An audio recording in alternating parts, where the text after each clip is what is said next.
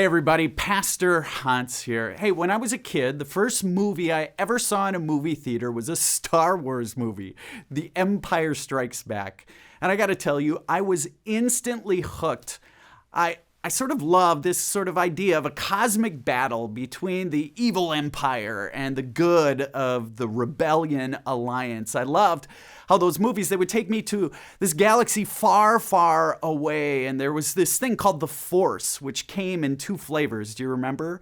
There was the light side, the forces of good, seen in the characters such as Obi-Wan and Yoda and Luke Skywalker. And then there was the dark side, which was bad. It was represented by Darth Vader and the evil emperor. It was this sort of cosmic battle that was in this far-off world that just sort of sucked me in. Now, you know this. Nothing in that movie is real, but as a boy, I connected with it. And maybe it connected with you too. Because we all have that battle, don't we? This battle between good and bad that's inside all of us. I think all of us have our own version of the empire out there that sort of seeks to grab control of us. Maybe our dark side, maybe your dark side is mean-spirited politics, or maybe it's a tendency to hoard God's blessings, or maybe it's judgmentalism or greed. Let's be honest, we all have our own version of the empire we battle every day. One of the things I love about Star Wars movies is that at the end of every movie, there's always that final battle scene, this battle between good and evil. And every time you're watching, if you're like me, I'm not necessarily sure who is going to win because the rebellion is always outmatched. And so we wonder in every movie, will the rebellion be victorious? Well, chapter 15 of the book of Revelation is just like that. John is going to replay these cycles of 7 judgments, but this time we know as people of faith who will be victorious. In order to get into chapter 15, I want to recap for you where we've been. Remember, John is writing to 7 churches to challenge and comfort them. They've suffered from apathy and persecution under their own sort of dark side, if you will, the heavy hand of the evil Roman Empire.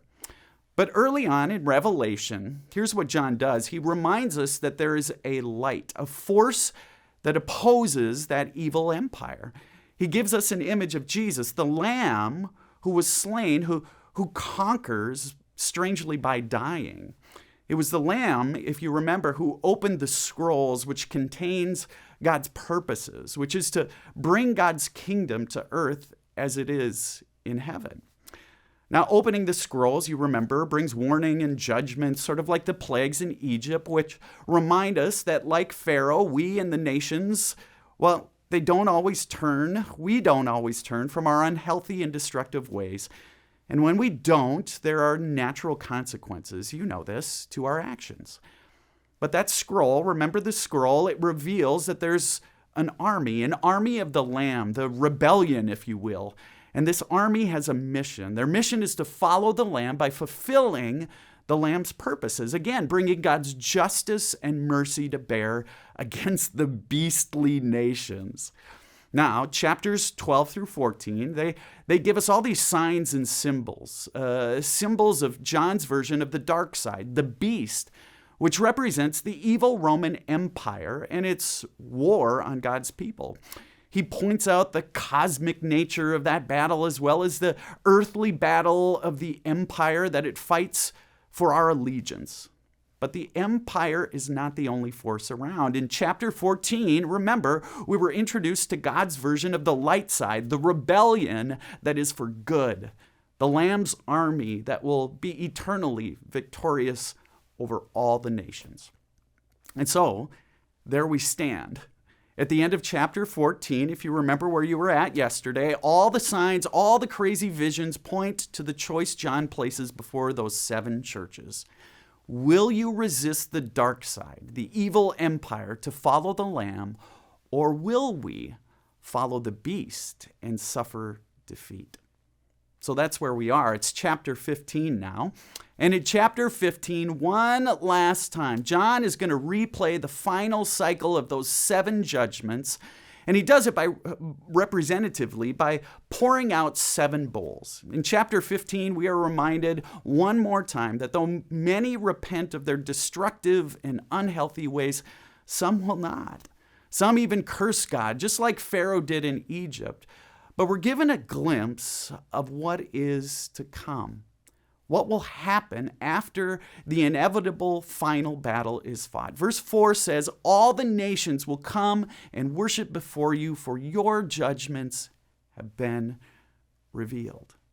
Here's a sneak peek. Chapter 14 will give way to 15, where the 6th bowl is poured out and a great battle ensued, which gives way to a 7th bowl, where ultimately, folks, the Lamb is victorious. The light overcomes the dark side. The under-resourced rebellion of the Lamb defeats the evil of the empire, and all the nations will come together under the Lamb, who overcomes evil strangely by giving his life. So folks, here are a few questions for today. Here's a fun one. What's your favorite science fiction movie and why? How does it relate to your everyday life? And secondly, the message of Revelation is that we have a God who will be victorious over all evil.